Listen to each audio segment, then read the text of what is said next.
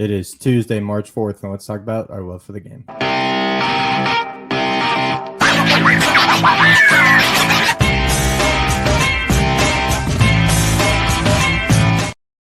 And welcome into another episode of the Love for the Game podcast. I'm your host, Reed Napper. Thank you for joining us today. Remember to like, comment, and subscribe on YouTube, and hit that notification bell for when we post our full-length episodes. Remember to follow us as well over at Apple Podcasts and on social media at X, Instagram, and TikTok at LFTGPod01 for all the up-to-date news. Some of the topics we'll be talking about today is an agreement reached by Clemson Florida State with the ACC over some ongoing lawsuits. Who is considered value in their conferences based on the discussions between Clemson and Florida State within the ACC today? And who are some overrated teams going into the 2025 season? All coming up today on today's episode of Love for the Game.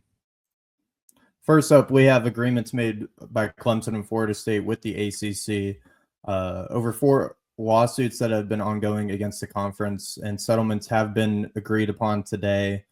This vote was first announced by Pete Thamel and On3 and a bunch of other outlets, announcing that settlements would establish financial penalties for schools wanting to leave the conference before the grant of rights expires in the 2035 and 36 season.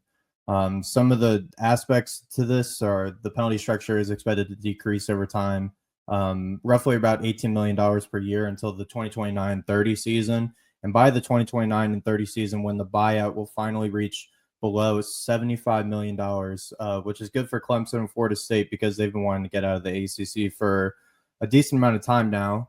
TV money distributions will change about 40% to the legacy schools, so the teams that did not join before last year. So Cal, Stanford, and SMU are all exempt from this. And this would be based on 60% of TV ratings over the last 5 seasons. And the top earners, could net around $50 million in additional revenue, while some other schools could see a net loss of around $7 million. So part of the discussions that have been going on with this is that Clemson, Florida State, and Miami would be put on national television more often and have a bigger presence on the college football landscape that they don't already have or feel like that they have. They'll be playing teams like Notre Dame more often, so you'll be seeing matchups with Notre Dame and Florida State more often, Notre Dame and Clemson. We already get Notre Dame and Miami coming up at the first game of this season. So this revenue model proposed by the ACC to try to not let Clemson and Florida State leave the ACC as soon as possible, hopefully keep them around until 2029, 2030 at the earliest. And this basically is another example of how the rich teams keep getting richer. We've seen this in multiple other conferences and around the country so far, of how the bigger name teams and the bigger brands keep trying to stack themselves up and keep trying to elevate themselves above the lower tier to mid-tier teams. So you're seeing the entire SEC, the entire Big Ten, trying to get automatic buys in the playoff. And that's just an example of the conglomerates of these conferences, just trying to take advantage of the little guys within their conferences. It's just another example of that. Clemson, Florida State, and I'm sure Miami has been in these discussions as well, trying to firmly establish themselves as the big boys in the ACC that like they already weren't. And they're just trying to get a bigger piece of the pie when it comes to the rev sharing and stuff like that in the ACC. They don't want an even rev share across all the conferences. They don't want it to be competitive. They want their schools, their football teams to be at the forefront of the conference. When you first think of the ACC, you're thinking Clemson, Florida State, Miami, those type of teams. So that's all they're trying to get out of this. And it's inevitable at this point that they're going to leave the conference at some point in the not too distant future. They've been wanting to go to the SEC for quite a while now, and this agreement only is pushing it off for a couple more seasons. As soon as they get the opportunity, when it drops below $75 million at the end of the 29-30 season, they're going to be dropping out. They're going to be going to the SEC. It's inevitable at this point. And another question I have from this is, does this set a precedent to the other conferences? What I mean by that is, do the SEC and Big Ten giants, do they try to change the rev share model in their conferences? Do they try to get a bigger piece of the pie, and leave the bottom feeders at the bottom? Keep trying to have them not being able to progress later in the season, and keep them at the bottom of the conferences, not seeing the success that they would. I think it's very much possible the SEC and Big Ten could go to these routes and see that their big boys in those conferences could definitely find a similar rev share model, similar to what the ACC is now going to. And you'll be seeing the Alabamas, Georgias, Tennessee, Texas, and the SEC, and like Penn State, Ohio State, Michigan, Oregon, USC in the Big Ten. You're going to see them get a bigger share of the rev pool in those conferences. And that's what I think the outlook would be for those conferences when they look at the discussions that happened with Clemson, Florida State, and the ACC. Just got confirmed today. So this is breaking news. Clemson and Florida State agree with the ACC over a different rev share model for their conference, and basically just pushes back their goal is to leave the conference at some point and eventually probably disband the ACC at some point. So with the discussions and agreements made by Clemson, Florida State, and the ACC, it begged the question to me, what teams in the Power Four conferences are actually considered coveted and valued based on these teams throughout realignment and stuff like that? Rumored to expand the playoff, rumored to combine conferences, make super conferences. Some people think could go down. So what teams are specifically coveted and valued by these conferences? Now, when I made these lists, I only took into consideration the brand of football that these schools have produced over X amount of time and the pedigree of those schools. Now I'm not looking at their academic reputations, their successes in other sports. Say basketball is another big sport out there. So I wasn't looking at their other successes in other sports and off the field. So when I make these lists, I'm looking strictly at football and the successes and the names and pedigree that these programs have on the football field. So first off, we're going to begin with the ACC, as I've kicked off this whole conversation to begin with. So we'll be talking about Clemson, Florida State, Miami, and Virginia Tech, I believe, are the most valued teams in the ACC. Now, Clemson, Dabo Swinney, still there as the head coach. He has 180-47 overall record as the head coach of Clemson, 2 national championships in 2016 and 2018, 9 ACC championships with 6 straight from 2016 to 2020. He's won 4 of the last 6 ACC championships. And now, based on their recruiting, they haven't really been at the upper echelon of recruiting the last couple seasons. They've been on the downtick, actually. This past cycle in 2025, they finished 23rd overall. 2024, they were 14th. 23, 11, 22, they're also 14th. So Clemson, I still think, runs the ACC. They've dominated the ACC championships in recent memory, and they're the most recent ACC team to win a national championship, obviously back in 2018. So I still think Clemson's obviously the premier brand in this conference for sure. Florida State, Mike Norvell, only 33-27 as a record there, but 2 seasons ago they went undefeated in the regular season before that Orange Bowl game against Georgia, which they obviously didn't play well at all. They got destroyed. But Mike Norvell was on the uptick there at Florida State, I do believe, before this last season. And obviously we're very reliant on the transfer portal before last season, and didn't lead to any success at all on the field. They finished 2-10 on the season. I believe they were the first AP top 10 team preseason to finish unranked. Not unranked, but this is an astounding season. I don't remember the stat exactly off my head, but an astounding season from Florida State last season. And their recruiting has also been up and down, similar to Clemson. So this past cycle, they were 20th in 2024. They finished 12th, 23, 22nd. So they've been fluctuating under Mike Norvell there at Florida State. But, the early 2010, the early to mid 2010s definitely have to be brought up for Florida State. when they made runs at the national championship with Jameis Winston there. They've been in the playoff a couple times in the 4-team model. So Florida State, I definitely see as the bigger brand in the ACC, obviously with Clemson, and the rev share talks that happened today. Miami, they haven't competed for a national championship since 2001 and haven't won a conference title since 2003 when they were back in the Big East. But they were a powerhouse during the 80s and 90s, obviously before my time, but I've watched film and different highlights of the teams that they had during those days, and they were some of the best teams I've ever watched. They have 6 straight bowl game losses, though, and 2024 was the first 10-win season since 2017. They have 2 double-digit win seasons in the last 20 years, so they definitely, since those teams in the 80s and 90s, have definitely not reached those peaks in a very long time that those teams have reached. But we do have to acknowledge that historic history. They ran the Big East Conference ever since before they joined the ACC in 2003 or 2004, excuse me. And the market of just being in Miami, South Florida, obviously has to be taken into account here. Obviously, it has to be noted. So Miami is definitely considered one of the more highly valued teams in the ACC, I would say.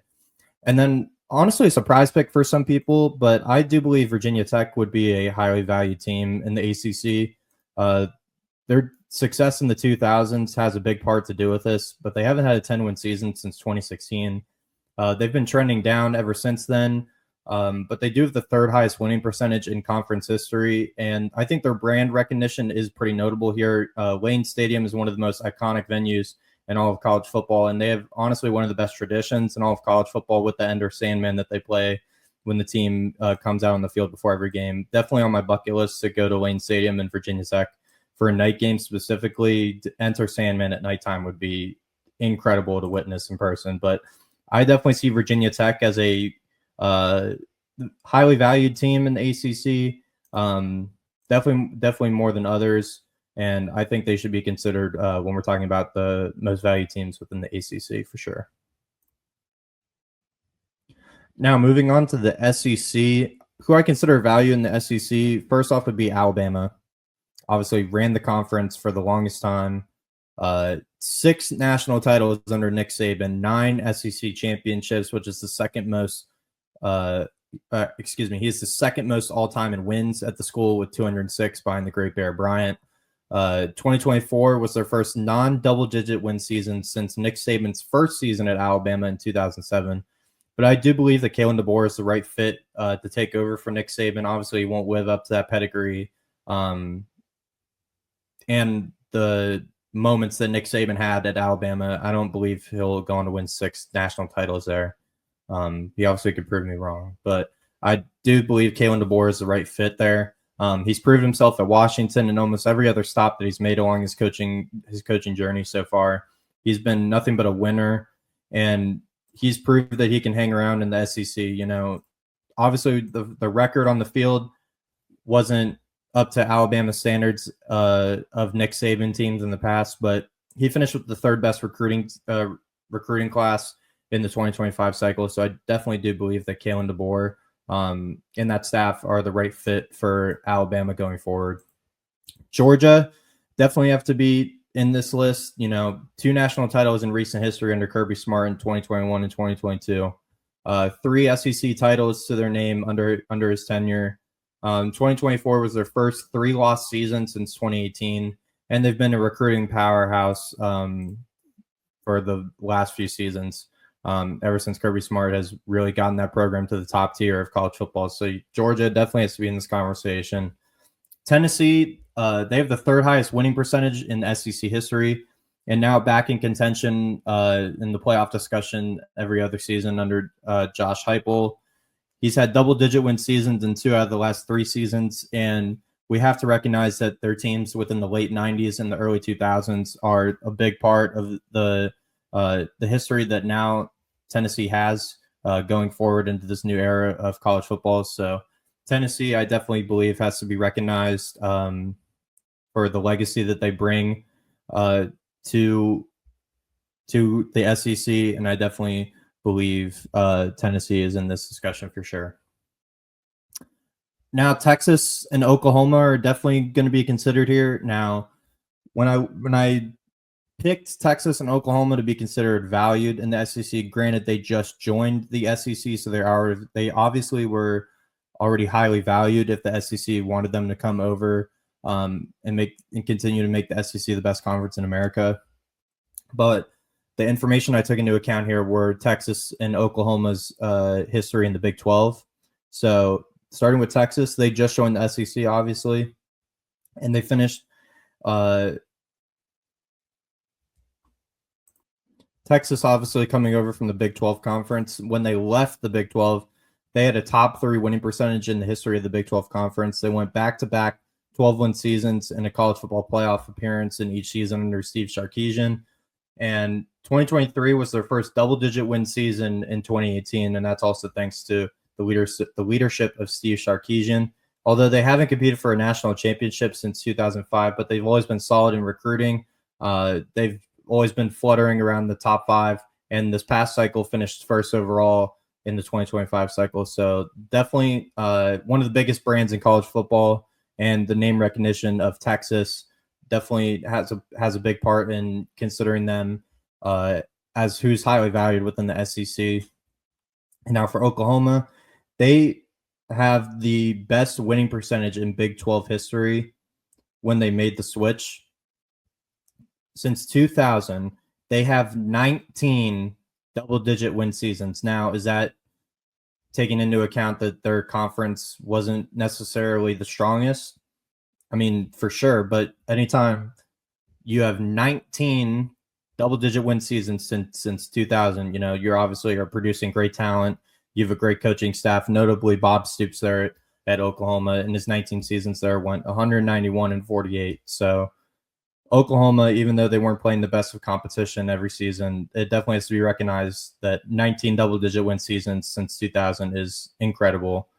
And the tradition of Oklahoma cannot be overlooked, even though they've been up and down in recent seasons under Brent Venables. We'll see if they can bounce back into 2025, but I definitely do believe that Oklahoma has to be taken into consideration as one of the more valued teams in the SEC.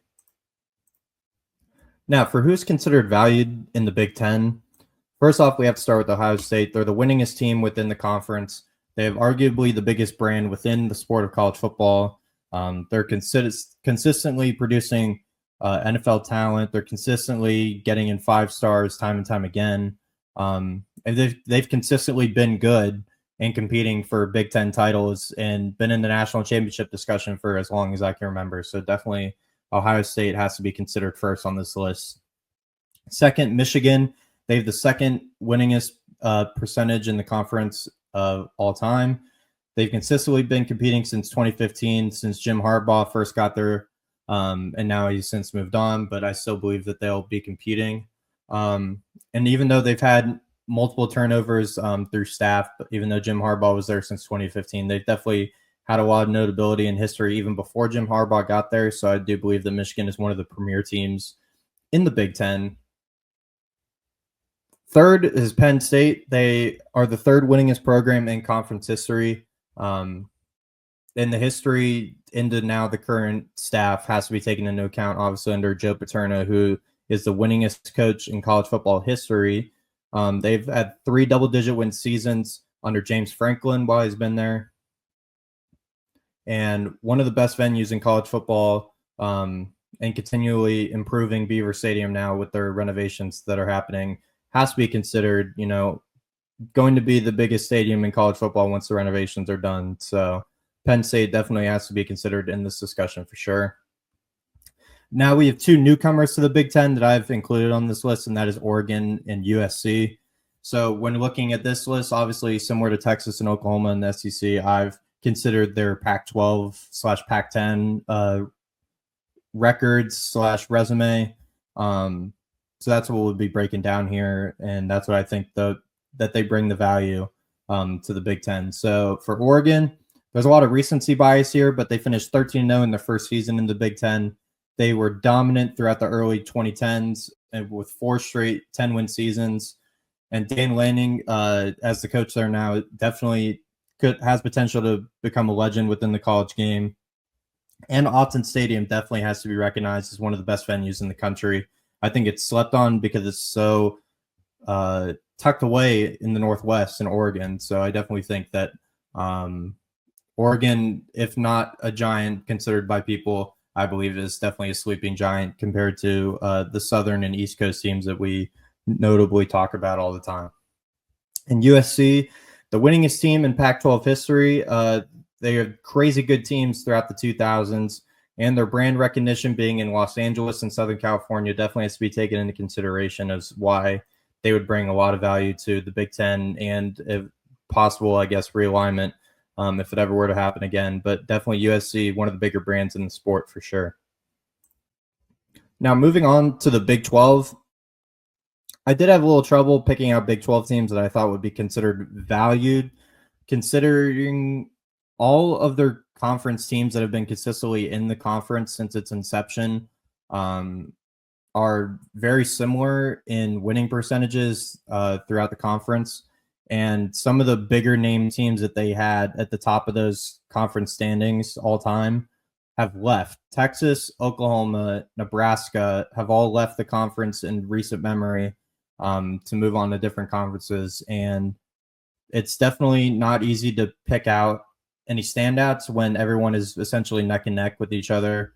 But yeah, as I said, Texas, Oklahoma, and Nebraska left the conference. So it's really hard for me to narrow down a team that I would pick as mostly valuable to the conference. If I had to pick one, I probably would choose, say, Kansas State or Iowa State. I would definitely, based off recency bias, they've had the most success throughout the conference in recent memory. So I would have to pick Kansas State or Iowa State, but it was very hard to narrow down a specific answer for the Big 12.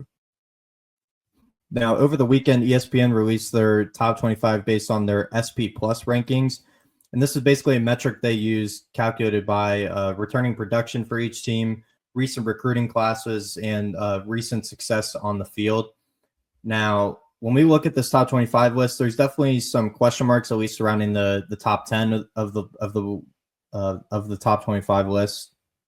There's a lot of new quarterbacks scattered around the top 10 list, at least, and a lot of different numbers in returning production. Like, for instance, Ohio State, new quarterback; Alabama, new quarterback; Georgia, new quarterback; Notre Dame, new quarterback; Oregon, Texas, technically Texas, new quarterback as well. Ole Miss, new quarterback. The only teams that have returning quarterbacks are Penn State, Tennessee, and LSU. Clemson, right outside the top 10, has a returning quarterback in Cade Klubnik. Marcel Reed is a returning quarterback for A&M. Michigan has a new quarterback. Miami has a new quarterback, even though Carson Beck's been around college football for a few years now. Missouri will have a new quarterback, presumably Bo Prabula, I would assume. South Carolina returning quarterback, Florida returning quarterback. So a lot of question marks, at least in that top 10 to 15 range, about new quarterbacks circulating around those programs. But I did single out a couple of programs that I think, based on this top 25 list, are a little bit overrated, in my opinion, or have potential to be overrated. First off, I have Michigan. Now, because of their 2024 finish at 8-5, they lost a lot of production, at least on the defensive side, and they do have a couple players that have been in the works of being potential breakout stars for that Michigan team, but notably Mason Graham and Will Johnson leaving that defense, who were the two mainstays of that defense. And they did have one of the worst offenses in all of FBS in 2024, but they do have Mikey Keene, transfer quarterback, coming in, and Bryce Underwood, the top prospect in the 2025 class, coming in. But I don't believe that a simple change at quarterback will be able to make such a big turnaround that they'll be back competing for a playoff spot, or at least the Big Ten championship. I don't believe that's the case. I think 13 is a little too high for them personally. I know this is based off ESPN's metrics, but if we were just solely basing off this top 25 list, Michigan is definitely too high in my opinion. I think they're too high, even above South Carolina and Florida, who I think should be bumped up a little bit, to be honest. SMU made a playoff appearance last season, so there's definitely a few teams below them that I think could maybe jump them, honestly, but I know this is based off a metric from ESPN. So, but But I do think they can be competitive for sure. I definitely think they'll be improved in 2025, but I don't see them competing for a playoff spot or a Big Ten championship this season. Maybe in the next 2 seasons, but not this season for sure. Alabama at number 2. They are the 35th ranked team in returning production. And the main question mark surrounding that team is who's going to be starting at quarterback between Keelan Russell, Austin Mack, and Ty Simpson. There's a lot of unknowns to that offense, especially with the new system of Ryan Grubb coming in as offensive coordinator. So Alabama, I mean, I think their recruiting success has definitely been bolstered for their position on this list. But I don't see Alabama being the second-ranked team coming into this next season. I don't, not at all. Now, finally, Kansas State. Kansas State at 19. They're 56th in returning production this coming season. They're 37th in the 2025 recruiting class. And I'm not too high on Avery Johnson, honestly, at quarterback. The few times I watched him last season, I thought he was a little indecisive. Now, that doesn't show in his turnover numbers, but I don't see him being the answer for Kansas State at quarterback following Will Howard's success there. So, yeah, I'm not just a huge fan of Avery Johnson either.